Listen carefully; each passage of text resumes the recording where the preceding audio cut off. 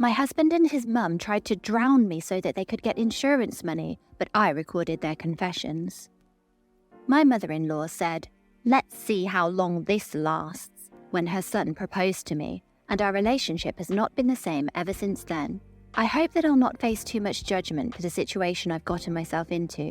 I know I should have been smarter, but now I'm sitting here wondering what the hell I've just done.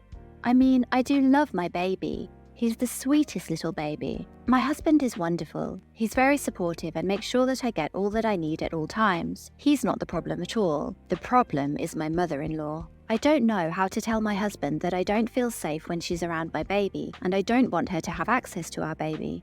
She's his mother, and they are really close. She also hates me because I got pregnant and her son married me. She had other plans for him. She wanted him to remain with her forever, build her a house and do everything for her. That was not possible, so now she hates me. I found out that he was not planning on getting married until he finished building his mother a house within the first week I met him. We were young then, still very much in love, and we were not even thinking about getting married. I did not think about what he said for 2 years, until I realized my biological clock was ticking and I wanted to start a family with him. I talked to him about the idea of getting married and he told me that he was not into the idea, so I thought I could tell his mum and she could convince him for me. What a waste of time that was, because she told me that she thought I was asking too much from him. She wanted her son to have a career and make a name for himself. Getting married would tie him down and prevent him from following his dreams. She told me that he was not going to get married soon, and if I wanted to get married, then I better move on to someone else. What she said was very hurtful. I couldn't believe that she was enabling this. It was all because of her that he felt such a sense of duty to her that he would not get married without her permission. So I decided I should just pick up what was left of my dignity and leave him. It was a difficult breakup. When I found out that he was going to be at our mutual friend's birthday party, I told myself that I wouldn't go. I didn't want to break my own little heart, but I found myself going there, and the next thing I knew, I was there and I saw him. We stayed up late, talking, and I realized that I still loved him. 2 weeks later, I found out that I was pregnant, and my first thought was that my parents were going to kill me. While they gave me as much freedom as I asked for, their rule was that I should not come home pregnant with no husband. I was 27 at this point. I should not have been afraid of my parents, but the thought of their reaction was so terrifying that I was stressed. I stopped eating and sleeping. He realized it and tried to probe me, but was silent as I thought about what to do. He was never going to marry me, and my parents were going to disown me. And then he found my pregnancy test, the one I'd done at the hospital, to confirm. I thought he was going to get very mad or tell me to get rid of the baby, but he did no such thing. He swooped me into his arms and twirled me around. He was so happy that he was going to be a father. This was very confusing to me because as far as I knew, he didn't want to get married. So why was he suddenly so happy that he was going to be a father? I thought that he was going to tell me that it was over, and his mum was right. Over the next days, he was constantly doting on me. He was so happy that I was pregnant that all he did was take care of me and ask how our baby was doing. And then, to add to my shock, he proposed. He cooked dinner for us and then he popped the question. It was a shock, and it was also very romantic. I liked it very much. I had no idea that I'd been yearning for this so badly. The next day, we announced the news to everyone, and they were all very happy for us. We didn't tell anyone that we were expecting. We decided to only tell his mum and my mum. My dad didn't find out until after we got married. We planned to have a very quick wedding so that we could hide the fact that I was pregnant. It was not a shame that I was getting married while already pregnant, but I knew that my father wasn't going to like that. He was a very respected person in the community, and he hated the idea of being the talk of the town. My mother-in-law was not happy when she found out. When we were left alone together, she told me that she knew that I'd trapped him with a child. I began to wonder if it was true, if I'd subconsciously fallen pregnant because I felt there was not much time left for me and I wanted him to marry me. There was no way that I could plan something so diabolical, but the way she made me doubt myself left me feeling terrible. But my mother told me to ignore her and enjoy my day, so I stayed away from her for the next couple of weeks until my wedding. After my wedding, I moved in with Chez. It was nice to have our little home together, but my mother-in-law was not happy. A couple of days after my wedding, she brought some cutlery for me. She told me that this was probably a parting gift for me because once I gave birth, everything was going to fall apart. Let us see how long it lasts before he realizes that you're not the woman for him. She spewed out a poison and dampened my mood. My pregnancy was smooth, with no hitches. I gave birth to a cute little boy who I named Sky because of the eyes that he got from his dad. They are just like the sky. Ever since I gave birth, my mother-in-law has never left my house, but to be honest, I hate it when she touches Sky. She has a look of disdain when she touches him. She handles him carelessly and does not care when he cries. She does not treat him like her grandson at all, but when Chez is present, she acts like the doting grandma. I'm scared that she will do something to my baby because my baby is the reason that we're getting married. Sometimes I regret getting married and sticking this marriage out. I should have cut my losses and run when I saw what his mother was like, but I loved him so much that I stayed. But what about my love for myself? I feel as if I've lost my self-respect because of the way she reminds me that I would not be here if I wasn't pregnant. I like to think that he would have proposed without the pregnancy, but even my delusion reaches a point of being unbelievable, and I don't know how to improve this situation. I want to tell my husband that I don't want his mum anywhere near my son because of the way she acts, but she has him wrapped around her little finger and he doesn't even know it. It's sad that she can easily control him. I live in constant fear that one day she will convince him that he doesn't love me and he will leave me. It seems crazy, but she has a very crazy power over him. It's unhealthy. The umbilical cord has not been cut. Still, I would like some suggestions on how I can get her to stay away from my son. My son cries when she holds him. He doesn't like her. They say that babies can sense bad energy, and he can sense her energy. Update, a year later. It's been a year of hell. I was not exaggerating. My mother-in-law has become a poison that eats away at my marriage, and every day I lose my husband to her. My son is the only one that I feel loves me. My family lives so far away and they don't know what's going on. If they knew, they would not let me do what I'm thinking of. I know that I've been married for nearly 2 years, but I want to divorce him. Within the past year, he's changed from the very supportive man that he once was into a selfish man. We're always fighting, which is not good for the baby. When I ask him to do stuff around the house, he doesn't do it. When he's home, he's on the phone or he's watching TV. That is on the rare occasions that he is home. I've recently gone back to work so that our money can balance. He's still giving me the same amount of money to take care of all the bills that he was giving me at the beginning of our marriage. When I tell him that it's not enough, he tells me that he does not have more. I know where his money goes, and it's toward building a house for his very ungrateful mother. She's not grateful for what he's already doing for her. When he tells me that construction is nearly finished, she tells him that he needs to redo the garage, the roof, or anything else that she doesn't like. So now, thousands of dollars have gone down the drain, building her a house that she's never satisfied with. It's draining financially, which is why I decided to get a part-time job working as a clerk for a small shop. While the shop is small, their books have not been done in months and they do not balance. It has been a hard week of working, taking care of the baby and taking care of the chores as well. It's sad that I have to do everything, work myself till I'm so tired that my body aches and he doesn't help me. In fact, he just adds to my stress. He doesn't clean up after himself as well. I can't believe that I wanted to marry him. I should have just become a single mother. Raising a kid is so stressful, but having an unsupportive partner is even worse. So I'm thinking of the worst case scenario, that I should leave. Update, I cannot believe that he's done this to me. I shouldn't be alive to give you this update right now. If all had gone to plan, then I would be buried right now. I didn't know how much trouble I was in. I didn't know that death was waiting for me not long after I posted my last update. After reading the comments, I decided to talk to my lawyer about filing for divorce. I decided that it was better now than in 5 or 10 years' time. I had some savings that he did not know about, savings that I made sure to have in case of a rainy day. I'd vowed that I would not use that money unless a situation of life or death called for it, but I waited too long to use it. I hesitated after talking to my lawyer, and thus I was caught in a situation where I was powerless and nearly lost my life. My husband found the pamphlets that I had about divorce and single parenting, and he was mad. He was fuming and told me that what I was thinking of doing was insane. "You are the one who wanted this marriage. Now you want to chicken out and take my child with you." I didn't know what to say. I tried to tell him that I wasn't happy, but he did not want to hear it. He told me that there was no way I was leaving. He loved me too much and he needed me.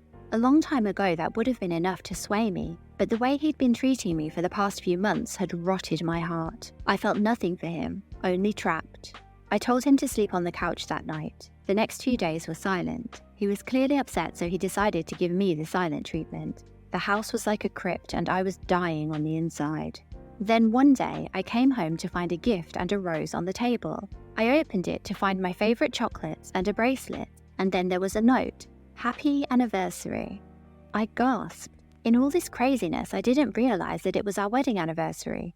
We had been together for 2 years now, and they were probably going to be the last 2 years that I was going to give him because I was set on leaving him. He was doing all of this to butter me up, acting right just because I was about to leave. I didn't want to find myself in this cold marriage for another year. I left them on the table. When he came back from work, he begged to take me out for dinner, and then he told me he was taking me for dinner on a boat. It was a sight to behold. The dark water, the fairy lights, the beautiful food. We talked about random things for a while, and then our past. It was great. My son was with his grandma, and she was supposed to bring him home in the morning, but it was strange for me when she showed up. I asked if everything was okay with my son. She told me that it was, but she needed to talk to me about something urgently. She was stressed, and she looked like she was sweating. I got up and walked with her to the edge of the boat. She told me that she'd heard that I wanted to leave her son, and she was sorry. She thought that she had been too hard on me, and that she was the reason for this. I told her that it wasn't her fault, and yes, we were going through a rough patch, but we hadn't decided yet. And then she said, "Leave him, that's the best choice." Then pushed me into the cold water. I wasn't prepared. The dress that I was wearing was suddenly tangling my legs. I couldn't swim. I was panicking. My lungs slowly filled with water. I was too full. I needed to breathe. Some sort of relief was needed. It felt like I was folding into myself. The feeling of drowning is one of the most painful that one can ever experience. I thought that there was no way I was going to get out alive. The realization set in that they'd planned this. They wanted to get rid of me. I don't know why. I hoped they would not touch my son, and I sank into my watery grave. Being close to death is surreal. Yes, I saw some things before I passed out. I realized so much that I can't put into words. Then, I was choking out water. It came out of my lungs, more and more of it. I was left with the worst feeling in my throat and the water still in my ears. And then I looked up at the stranger who'd rescued me. It was a woman wearing white. "Am I in heaven?" Those were my first words. "No, but you were nearly there. You should be careful when standing so close to the edge," she said. "No, she pushed me," I said. But I was interrupted by a cough. My entire body felt absolutely terrible. "Who?" she asked. I sat up and checked in the direction of the boat. The boat was there, but there was no one. "My mother-in-law and my husband were there," I tried to tell her. She had to believe me. "They tried to kill me." She took me to the hospital and then to her place. "I'm completely okay, and I've been awake for 3 days. I told her my story. I will only post this when I know that I'm safe and they cannot find me. So I hope that you're reading this and I'm safe. Update. I'm still alive and breathing. I'm just taking a break for a while now. My new friend Kayla has been kind enough to let me stay here for the rest of the week. She's also been my eyes and ears in the community, keeping an eye out if they're looking for me. They've sent out a search for me, but no one has found me. They cannot. I'm here after all. I've had some time to think and for my panic to subside. I've come to terms with the fact that I'm safe and that they cannot do anything to me. But I know that if I want to make it out of this one alive, I need to be very careful. I need to make sure that they're sent to jail for the longest time. I've decided that tomorrow night I'm going to get answers. Don't worry, I have precautions in place just in case they do something to me. I'm going to get them to confess to their cruel deeds and I'm going to get them arrested. After that, I'll be left alone with my baby and have those two out of my life. I also plan to find out why they did what they did. I know that it was not an accident. She pushed me into the water. I had just a few seconds with my head above the water for me to see that they were both standing there, watching over me. I relive that night every night when I'm asleep. I feel like my lungs are filled with water once again, and it's slowly killing me on the inside. But my friend Kayla has been so good to me. She's a single businesswoman. She'd been at the harbour that night because she'd just come from a bad date and needed to clear her mind. And then she saw me falling, did not see much of what was on the boat. She didn't think twice. She jumped in from her end and was able to rescue me. When she found me, I looked like I wasn't going to wake up again. But she tried. She couldn't let me die on her watch. She managed to wake me up, and thus we met. We've been inseparable ever since. While she's working, I help her with chores and other things at home. She told me that she was once married and is in the process of divorcing her husband. She doesn't have custody of her daughter yet, but she's trying to get it. I asked why she would go on a date if she was married. She told me that it was more of a dinner date with her ex and their daughter. It was the only way he would agree to see her. He still tried to get her back, but she refused his advances, thus the bad dinner date. We connect through experiences that we've had. I think that we're going to become very good friends in the future. Update: I confronted them. On the designated night, I got ready and Kayla drove me to my mother-in-law's house. I knew they were both going to be there. They always have dinner together on Wednesday. His car in the driveway was the confirmation I needed. I entered the house without knocking and followed their voices into the living room. They were in the middle of laughing and talking while my son was also seated there. I waved at my son, who instantly said, "Momma?" My mother-in-law took one look at me and started choking. It appeared that she'd been eating when I came back from the dead. My husband, on the other hand, stood up immediately and started to pat his mother's back. "When you're done choking, I would like to talk." I smiled. They acted happy to see me, saying that they were so scared that they thought I was dead. I saw right through their lies. They didn't think that I was dead, they were hoping. That was why they'd sent an inquiry to my insurance about how to claim if I'd died in a drowning accident. I knew all that because his email account was on my phone. My phone had survived, surprisingly. There was once a time when he lost his phone and I allowed him to use mine. I sat down and allowed them to ask me lots of questions. After they were done, I cut right to the chase. I asked them why they'd plotted to kill me. There was silence. They looked at each other with panicked looks on their faces. "Are you a ghost?" cowardly Chez asked. I could see that he was sweating bullets from all the way across the table, a sure sign that he was guilty. Why? Is it because ghosts are restless souls that visit those responsible for their deaths? I smirked as I looked deep into his eyes. He was so scared and looked like he was about to confess at any second.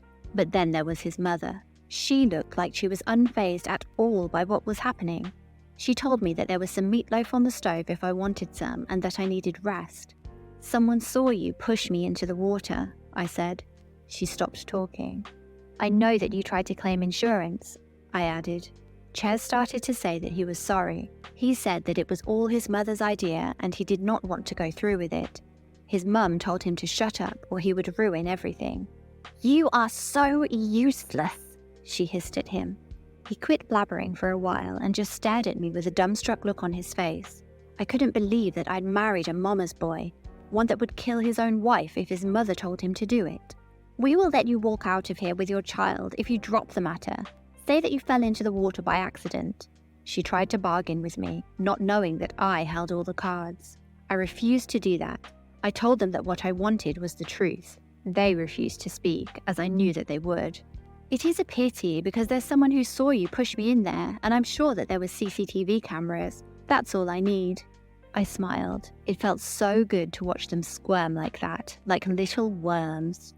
"My mother told me that getting rid of you would be a good idea. I was unhappy in the marriage, and we needed more money to finish building. Every day you annoyed me. Don't look at me like that. You made living in that house hell. All you did was complain. I realised that marriage was not for me, and then you asked for the divorce. But since we didn't sign a prenup and I'm the breadwinner of the family, I knew that you would get half of everything. I told my mother everything," he blurted out. Great, now we were getting somewhere. "So then your mother decided that it was better to get rid of me and get the insurance money, right?" "Yes, so what? You were useless anyways. I never liked you and that was no secret. But when you decided to trap my son into a marriage he was not ready for, my dislike for you only grew. Getting rid of you would have been the best thing that ever happened to us. Here, have some meatloaf, dear." She smiled. We all realised then the gloves were off and she still wanted me dead. I'd walked right into a situation where she could do with me as she pleased. After all, no one knew that I was there. "No thanks, I'm taking my son and I'm leaving," I said. "No, you're not. No one knows that you're here. Yes, you got the confession, but no one else will ever know." My husband dropped the facade of a blubbering fool. His eyes were cold. He looked like he was hungry for my blood. I looked around myself for something that could aid me to get out of here. My heart was thundering as I wondered when Kayla would come in, for I'd already pressed my panic button about 30 seconds ago. I was just looking around so that I would seem like I had no escape plan. In actual fact, I was waiting for Kayla and her 2 guards, who immediately came in and swooped those 2 up. "Where are you taking us?" they screamed as they were thrown into the back seat. I waved at Kayla as she drove off with them. I was tired of them and it was time that I got justice. My heart was jumping with joy as I called someone to come pick us up so that we could go home. Update 6 months later. I can't believe that it's been about 6 months since my husband and my mother-in-law were arrested for attempted murder. Their confessions and Kayla's statement made the whole thing much easier. It didn't help that they were in the process of claiming insurance, even though I'd only been dead for 2 weeks. They were convicted of first-degree attempted murder and both received life in prison. When I heard what they'd been sentenced to, I was relieved because it meant that my son and I were safe. They were disowned by their whole family and no one supported them. My parents took my side and were my rock during those proceedings. After sentencing, I applied for divorce, and since he tried to kill me, he didn't have many rights.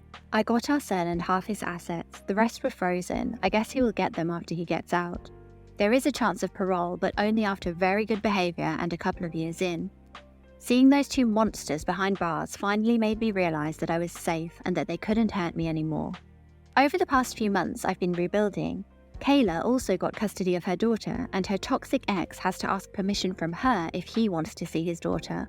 She will only allow him to see his daughter once his toxic behavior has changed. I, on the other hand, have gone back to work. My son is doing very well. He's growing.